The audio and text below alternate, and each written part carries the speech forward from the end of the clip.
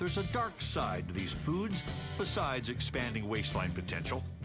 3, 2, 1. If you are not careful, they can kill you. Now we go inside a grease fire and find out that oil and water not only don't mix, they actively despise each other. I think this is a really bad idea. 3, 2, 1. It was a really bad idea. Let's start with the basics. I think we got it. A shotgun marriage of oil, water, and flame presided over by Deputy Fire Chief Jay Fleming. Well, that's why we don't want you to put water on a grease fire. This is the method that most fire officials recommend. Cut off the oxygen, and that puts the fire out. Well, that's good to know. What you want to do, though, is turn the gas off right afterwards. Because if you don't, and you took the lid off, once the oxygen reaches the fire again, it's just going to go off. So you put the lid on, turn off the heat, walk away, call the fire department. Much better than our method. I think so. Let's look at this on high speed. So it's like there's a mixture of steam cloud inside the combustible vapor cloud. That's an amazing shot. You said it, Chief. By time warping the cooking pot at 170 times slower than normal speed, we see what looks like a volcanic eruption.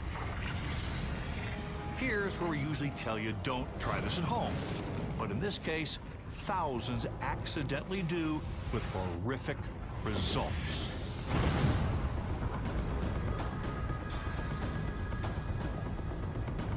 So all of these little dots that we see that look like little fireworks, that's the oil that's been shot out by the steam. Yep, and igniting. It's vaporizing and igniting. To really see what's happening when these two liquids meet head-on, we need to look inside the pot. Once again, we'll pour water into oil heated to its ignition point. And stand back. Way back. Let's do this. 3, 2, 1. Blink and you missed it. What makes the entire area ignite so quickly? It's worth a replay. All right, so there goes the water in. The water expands almost instantaneously. It's amazing to see the water expand in Expands the oil. so fast. This whole thing is, maybe a 50th of a second for it to reach all the way to the other side. And now we have this shower where it looks like there's no worry about a fire. There's water everywhere. And it ignited. And then it ignites.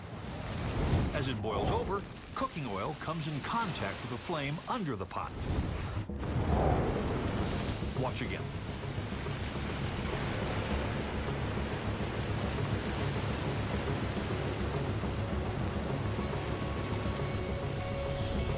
So as it's overflowing, there's a lot of water droplets, but there's also a lot of oil too. Now remember, that oil was already heated to its flash point. Now we didn't ignite it in the beaker, but as the oil comes down at its flash point and it hits the burner, Boom. that's when it It's ignites. just waiting to go off. Yeah. Matt, you set? We're good to go. Now the ultimate simulation. Water hits vat of oil. All right, good to go. 3, 2, 1. Whoa. Oh my God. This is what would happen if a frozen turkey, or anything large and frozen, hit a vat of boiling oil. It's not a pretty sight. So this is the problem with the frozen turkey. They drop the turkey in, causes this steam explosion just like we had before, and you can get this situation. Do this at home, and those grease droplets could come in contact with the heat source. You could be engulfed in flames, and your house burns down. You've been warned.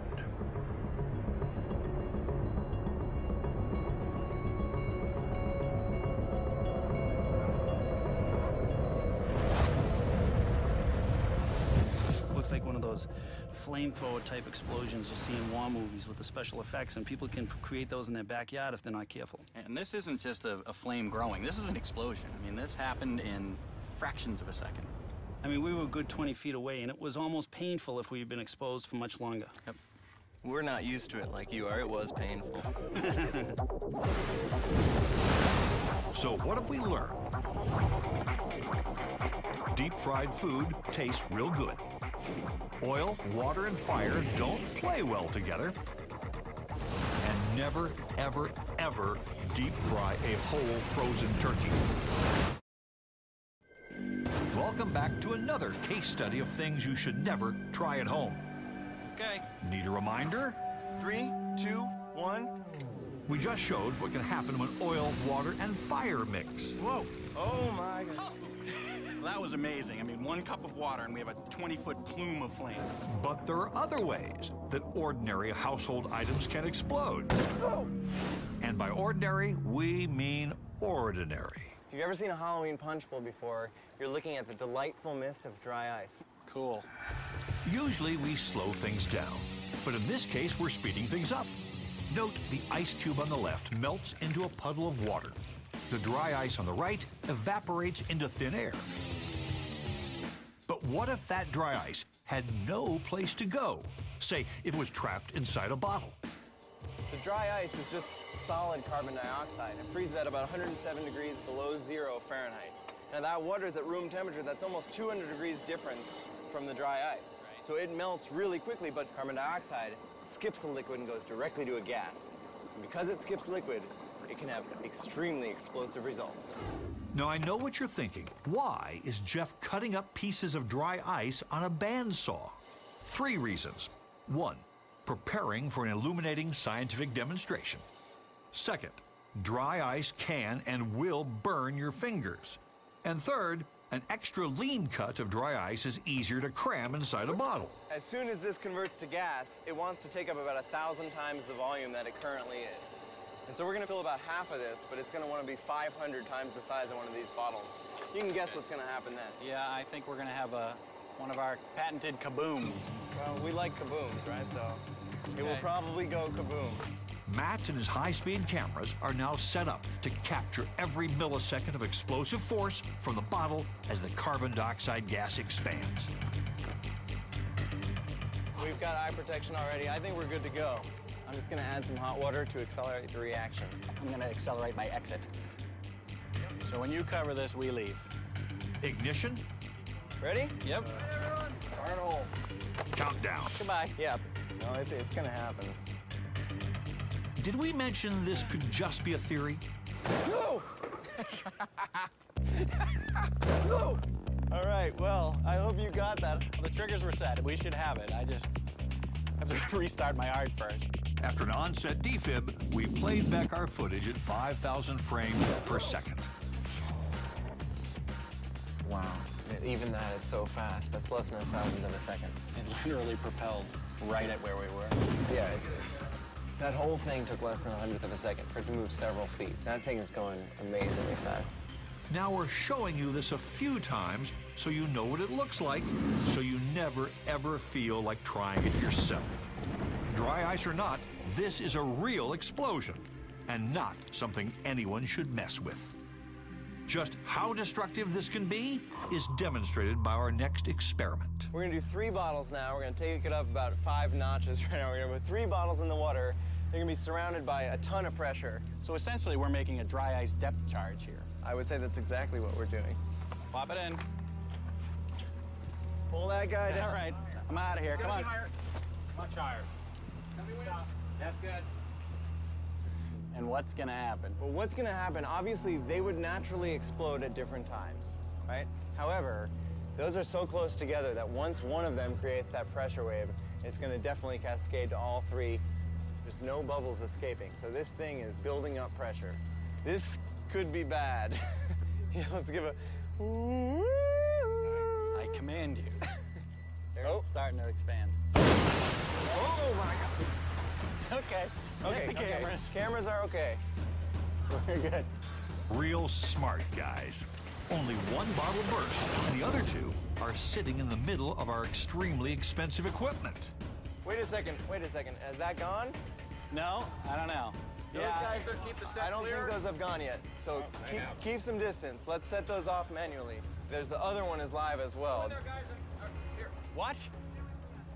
I want to do it. If anyone has any problem with this, speak up now.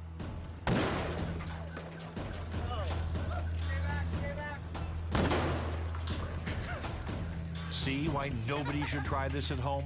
That tank is 1/8 inch thick steel.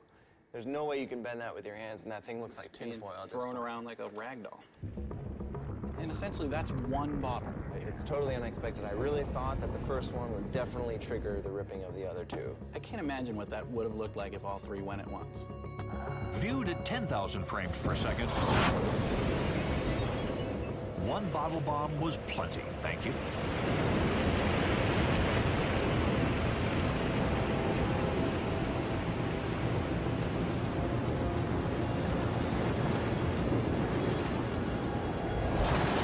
That is an amazing shockwave. You can see it starts out pretty asymmetric. It has to move the mass of this thing out of the way, but then it's pretty much a sphere. It's going out as fast as it can. That carbon dioxide wants to expand to something probably the size of a swimming pool.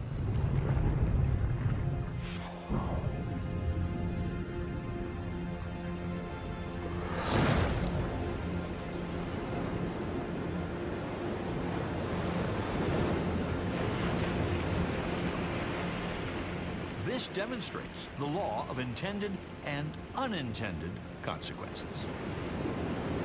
Ordinary items, when put together in the wrong way, can become devastating. This thing is destroyed, man. That is 20 feet away from the tank. This was here. There is no pastime too innocent that doesn't attract professionals, and Keith Johnson is one such professional. Keith Johnson is the bubble artist, and he's got a great gig. His full-time job is all about blowing huge bubbles for kids and maybe sneaking in a few scientific principles along the way. I was the first bubble artist in America to get a government grant to research, create, and perform a soap bubble show.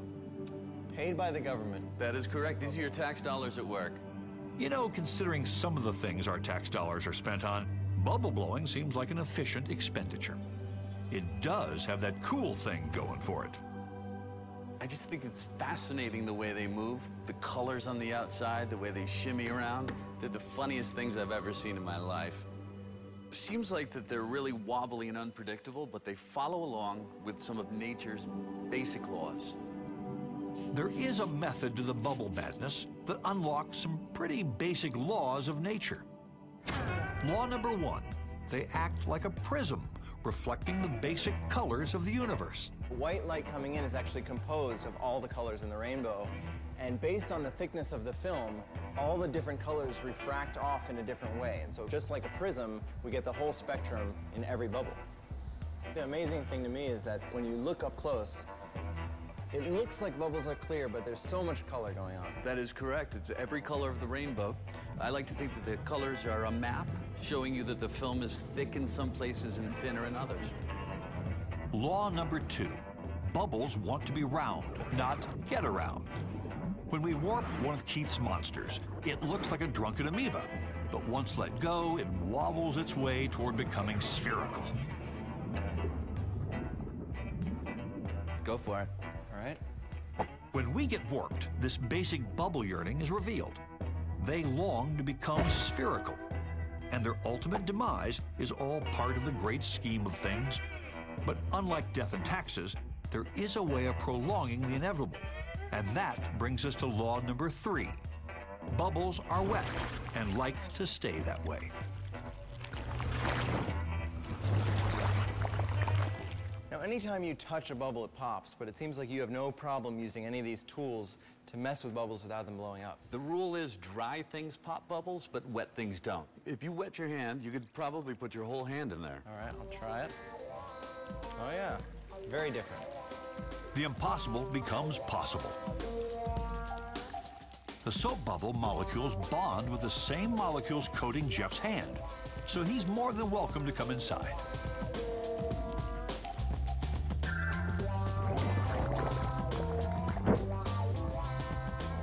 But as soon as my fingers dry, though, big difference.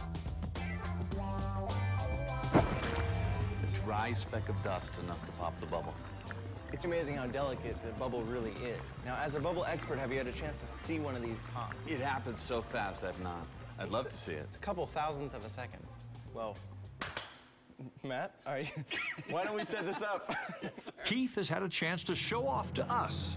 Now it's our turn. We're going to show him something he's never seen before. a bubble bursting at 5,000 frames a second. A simple ball bearing is the projectile of choice to accomplish the task. It's coming down. At normal speed, How was that? it looks like the bubble just explodes. But is that what's really happening?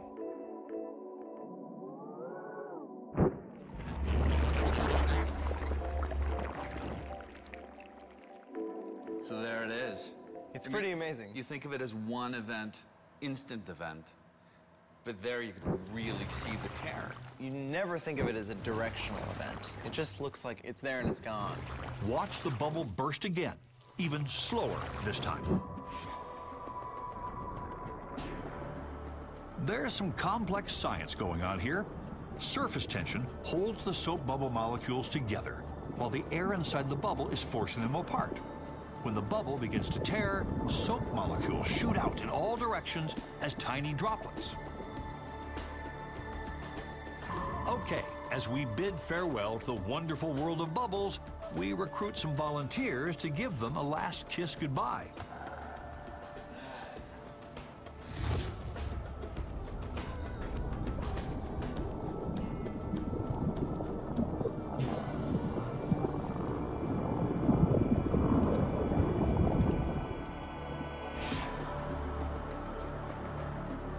So there you have it, bubbles.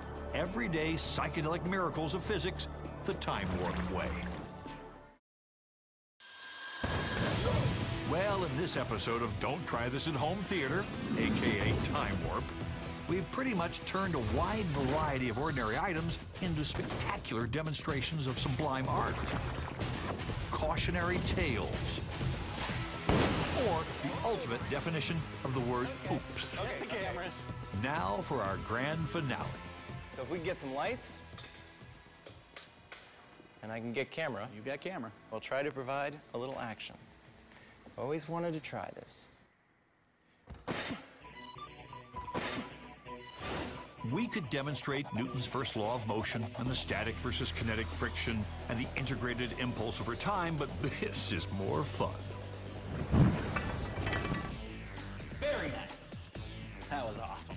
Thank you. Thoroughly impressed, except for you went the